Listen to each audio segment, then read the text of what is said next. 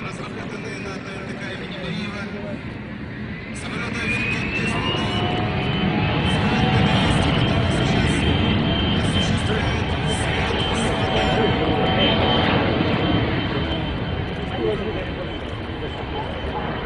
Хочется сказать, что одно из назначений этого самолета — тушение лесных пожаров.